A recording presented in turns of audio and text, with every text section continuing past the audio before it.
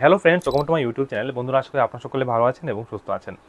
বন্ধুরা, অনেকেরই একটু বয়স যাদের বেশি, তাদের মধ্যে কিছু সমস্যা দেখা দেয়। এই সমস্যাগুলোর মধ্যে আছে হাতে পায়ে ব্যথা, একেবারে নামনেস, একেবারে অসাড়তা, একটু সময় একটা জায়গাতে বসে থাকলে পা নাড়াচাড়া করতে পারেন না, বা পায়ের নিজে একেবারে জ্বালাপোড়া ভাব করা, পায়ের মধ্যে এমন একটা সেন্সেশন হয় যেমন কিছু সুচ দিয়ে যেমন কেউ বিঁধে দিচ্ছে, বা ইলেকট্রিক শকের মতো সেন্সেশন হয়, নামনেস, টিংলিং সেন্সেশন যাকে আমরা বলে থাকি, মাসলের মধ্যেও ব্যথা হয়। এই সমস্যাগুলো অনেকেরই কিন্তু প্রায় সময় দেখা যাচ্ছে।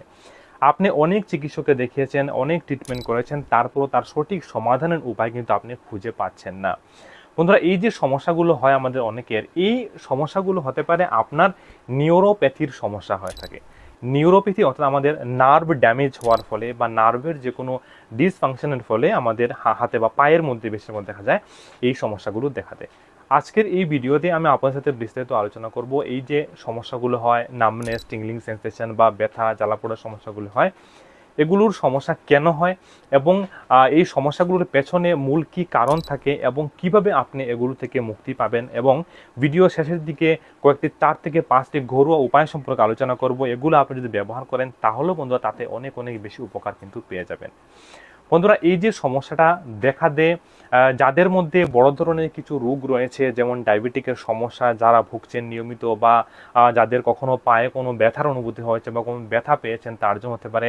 অন্যান্য যেমন নিউরোলজিক্যাল কোনো প্রবলেম হতে পারে, বা হাই ব্লাড প্রেশার সমস্যা রয়েছে। মূলত ডায়াবেটিকের সমস্যা যাদের থাকে তাদের মধ্যে এই সমস্যাটা কিন্তু বেশি দেখা দেয়।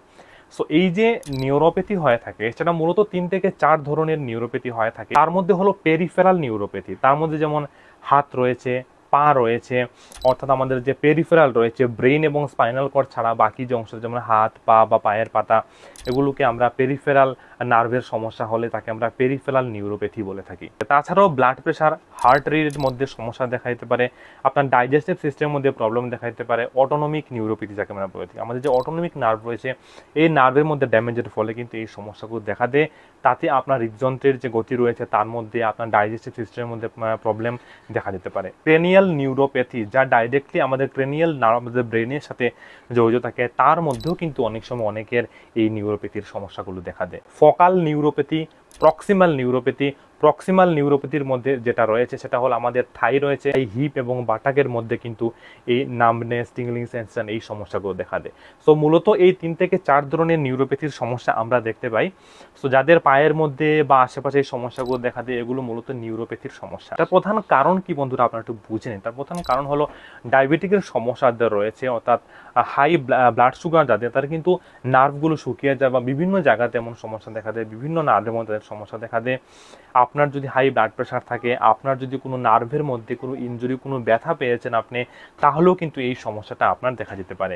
বেশিরভাগ দেখা যায় যারা ডায়াবেটিকে ভোগেন, তাদের ডায়াবেটিক নিউরোপ্যাথি যাকে আমরা বলে থাকি, এই সমস্যাটা দেখা দেয়। জেনেটিক কিছু ফ্যাক্টর থাকে নিউরোপ্যাথি হওয়ার পেছনে। তাছাড়াও কিছু ভিটামিনস এবং মিনারেলসের ঘাটতি, যেমন ভিটামিন B12, B6 ইত্যাদির ঘাটতির ফলেও কিন্তু এই সমস্যাটা দেখা দেয়।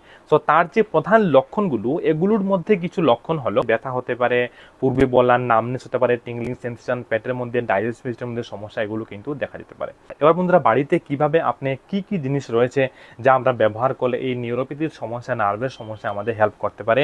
প্রথমেই বলবো টারমারিক বা হলুদ। দেখুন, হলুদের মধ্যে কারকিউমিন নামক একটি প্রপার্টিস থাকে, যা আপনার নার্ভের যে ড্যামেজ হয়, নার্ভের মধ্যে যে প্রদাহ ঘটে বা নার্ভের যে ক্ষয়ক্ষতি হয়, সেগুলোকে ঠিক করতে বন্ধুরা খুব বেশি সহায়তা করে। অটোইমিউন ডিজিজের ফলে যাদের সমস্যাগুলো দেখা দেয়, নার্ভের সমস্যা, বা ডায়াবেটিকের ফলেও যাদের নার্ভের সমস্যা দেখা দেয়, তারা যদি নিয়মিত এই হলুদ সেবন করতে পারেন, সপ্তাহে 2 থেকে 3 দিনও যদি আপনি 1 থেকে 2 মাস নিয়মিত সেবন করেন, তাহলে তাতে আপনি কিন্তু অনেক অনেক উপকার পেয়ে যাবেন। সো বন্ধুরা, এই যে ডায়াবেটিক নিউরোপ্যাথিটা যেটা হয়, সেটা আমাদের নার্ভগুলো একেবারে হাই ব্লাড সুগারের জন্য এগুলো শুকিয়ে যায়, তার মধ্যে ব্লাড সার্কুলেশন কমে যায়, যার ফলেও কিন্তু এই সমস্যাগুলো বন্ধুরা দেখা দেয়। এই হলুদটা আপনি কি ব্যবহার করবেন? আপনি দুধের সাথে ব্যবহার করতে পারেন, আপনি জলের সাথে ব্যবহার করতে পারেন। আপনি রাত্রে ঘুমানোর পূর্বে আপনি হালকা 200 থেকে 250 ml দুধ নিয়ে নেবেন, এবং তার সাথে আপনি 1 চামচ হলুদ দিয়ে, গুঁড়ো দিয়ে, ভালো যেটা আপনি নিজে তৈরি করবেন সেটা আপনি অবশ্যই সেবন করতে পারেন। তাছাড়া আপনি হালকা গরম জলের সাথেও দিয়ে আপনি সেটাকে অবশ্যই সেবন করলে তার উপকার কিন্তু পেয়ে যাবেন। দ্বিতীয় যেটা বলবো সেটা হলো জিঞ্জার বা আদা। আদার মধ্যে বন্ধুরা আপনারা অবশ্যই জানেন অ্যান্টি অক্সিডেন্ট গুণ থাকে, অ্যান্টি ইনফ্ল্যামেটরি ঔষধি প্রপার্টিস থাকে, তাছাড়াও তার মধ্যে অনেক জীবাণুনাশক শক্তি রয়েছে, আমাদের নার্ভাস সিস্টেমকে, আমাদের ডাইজেস্টিভ সিস্টেমকে ইমপ্রুভ করার মতো তার মধ্যে কিন্তু অনেক ক্ষমতা রয়েছে। সো এটা যদি আপনি সেবন করতে পারেন তাহলে কিন্তু আপনি অনেক উপকার পাবেন এই নিউরোপ্যাথির সমস্যার মধ্যে। আপনার যে ইনফ্লামেশন রয়েছে বা আপনার নার্ভের বিভিন্ন ড্যামেজ হয়ে যাওয়া নার্ভগুলোকে ঠিক করতে বন্ধুরা সেটা খুব বেশি সহায়তা করতে পারে। তবে সেটা খাওয়ার সঠিক বিধিটা কি সেটা আপনি ভালোভাবে বুঝে নিন। আপনি আদাকে ছোট ছোট করে কেটে এবং এই আদাটাকে হালকা জলের মধ্যে দিয়ে জলটাকে ফুটিয়ে চায়ের মতো তৈরি করে সেই জলটাকে আপনি প্রতিদিন সকালবেলা খালি পেটে যদি আপনি সেবন করেন তাহলে তাতে কিন্তু আপনার নিউরোপ্যাথির সমস্যাতে অনেক উপকার আপনি পাবেন। তাছাড়া আপনার শরীরের ভেতরে যে অটোইমিউন সিস্টেমের যে ডিসঅর্ডারের ফলে যে আপনার যে ইনফ্লামেশনগুলো তৈরি হয় শরীরের মধ্যে, তাছাড়া গ্যাস্ট্রাইটিস, গ্যাসের বিভিন্ন সমস্যা, বদ হজমের সমস্যা, এগুলোকে আপনার যে রিউমেটেড আর্থারাইটিসের মতো সমস্যাগুলোকেও ঠিক করতে কিন্তু বন্ধুরা এটা আপনাকে অনেক বেশি সহায়তা করবে। তাছাড়া বলবো ফ্ল্যাক্স সিড, অবশ্যই আপনারা এটাকে চিনেন, হয়তো আমি ছবি দিয়ে দিয়েছি দেখুন। এটার মধ্যে বন্ধুরা ওমেগা 3 ফ্যাটি অ্যাসিড প্রচুর মাত্রায় থাকে। আর অবশ্যই আপনারা জানেন ওমেগা 3 ফ্যাটি অ্যাসিড আমাদের যে নার্ভাস সিস্টেম রয়েছে সেটাকে ঠিক করতে বা সেটাকে সুস্থ রাখতে খুব বেশি সহায়তা করে। আলফা লিনোলেট অ্যাসিড তার মধ্যে থাকে এবং তাও কিন্তু খুব বেশি সহায়তা করে আপনার নার্ভ ড্যামেজ হওয়া, নার্ভের ক্ষয়ক্ষতি হওয়া, এগুলোকে ঠিক করতে খুব বেশি সহায়তা। এটা কীভাবে ব্যবহার করবেন?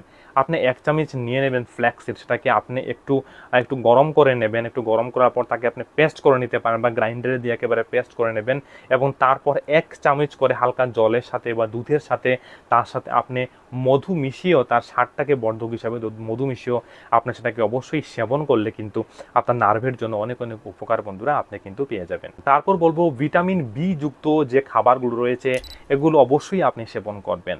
ভিটামিন B1, B6, B12 যেগুলো রয়েছে, থায়ামিনের মতো ভিটামিন B1 যেটাকে আমরা থায়ামিন বলে থাকি, এগুলো আপনার নার্ভের ড্যামেজটাকে ঠিক করতে, আপনার নার্ভের এই যে দুর্বলতা বা নার্ভের সমস্যা থেকে যদি সমস্যাগুলো দেখা যাকে আমরা নিউরোপ্যাথি বলে থাকি, এই সমস্যাটা ঠিক করতে আপনাকে খুব বেশি সহায়তা করে।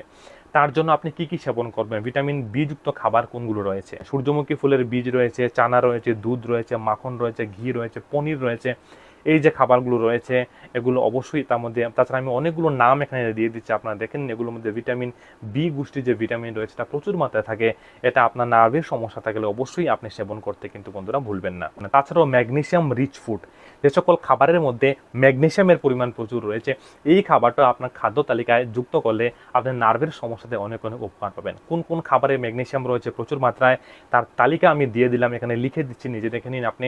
এটা অবশ্যই আপনি এগুলো সেবন করবেন, তাহলে অনেক উপকার পাবেন। বন্ধুরা এই নিউরোপ্যাথির সমস্যাতে কি হয়, আমরা যে ঘরোয়া উপায়গুলো বললাম এগুলো অবশ্যই আপনি ব্যবহার করবেন। তাছাড়া আপনি হয়তো বুঝতে পারলেন যে নিউরোপ্যাথির সমস্যাটা কেন হচ্ছে। তাছাড়াও মিথেল কোবালামিনের মতো কিছু মেডিসিন রয়েছে, এই মেডিসিনগুলো এবং ভিটামিন B6 যে মেডিসিনগুলো রয়েছে এগুলো কিছু মেডিসিনও পাওয়া যায় যেগুলো আপনার চিকিৎসক অবশ্যই দিয়ে দেবেন। তাছাড়া যাদের খুব বেশি ব্যথা হয়, একেবারে পায়ের দিয়ে খুব বেশি ঝিনঝিন করে বা ব্যথা যন্ত্রণা হয়, তার জন্য আরও কিছু মেডিসিন রয়েছে, ব্যথার কিছু মেডিসিন রয়েছে। এই মেডিসিনগুলো আপনার চিকিৎসক দিয়ে দেবেন, তবে সেটা বুঝে কেন হচ্ছে, কি কারণে হচ্ছে, এটা কি সায়াটিক পেইন নাকি নিউরোপ্যাথি অন্য কোনো পেইন কিনা সেটা বুঝে আপনার চিকিৎসক দিয়ে দেবেন। তাই বন্ধুরা যে বিষয়গুলো বললাম এই বিষয়গুলো অবশ্যই আপনাকে সহায়তা করবে, তবে তার জন্য অবশ্যই একবার আপনার চিকিৎসকের পরামর্শ নেওয়া খুব বেশি প্রয়োজন। তাহলে উনি বুঝে কিছু মেডিসিনও দিবেন, আর মেডিসিনের সাথে এগুলো যেগুলো বললাম এগুলো আপনি যদি পালন করেন, সেবন করেন, তাহলে এই নিউরোপ্যাথির সমস্যা, এই নার্ভের সমস্যা ক্ষেত্রে আপনি খুব বেশি উপকার অবশ্যই পেয়ে যাবেন। বন্ধুরা আশা করি ভিডিওটা আপনাদের উপকারে আসবে। যদি ভালো লাগে অবশ্যই একটা লাইক করবেন, আর আমাদের নতুন দর্শক হয়ে থাকলে অবশ্যই এমন তথ্য পেতে চ্যানেলটাকে সাবস্ক্রাইব করে আমাদের সঙ্গে থাকবেন। আর আপনার কোনো মূল্যবান কমেন্ট থাকলে সেই কমেন্টটা এই ভিডিওর কমেন্টটিকে লিখতে কিন্তু কখনো ভুলবেন না। আর আমার সাথে পার্সোনাল কথা বলতে হলে ভিডিও ডেসক্রিপশনে আমাদের হোয়াটসঅ্যাপ, ফেসবুক লিঙ্ক রয়েছে, এগুলোতে অবশ্যই আপনি ফলো করে দেবেন, কমেন্ট করবেন। আর আপনি যদি মেডিসিন চান এই সম্পর্কিত তাহলে আমাকে হোয়াটসঅ্যাপে গিয়ে কমেন্ট করবেন, আমি অবশ্যই মেডিসিনের নাম আপনাকে লিখে দেওয়ার চেষ্টা করব। তাহলে দেখা হচ্ছে অন্য কোনো ভিডিওতে। আজকের মূল্যবান ভিডিওটা আপনার সময় দেখার জন্য অসংখ্য ধন্যবাদ। ভালো থাকুন, সুস্থ থাকুন, ধন্যবাদ।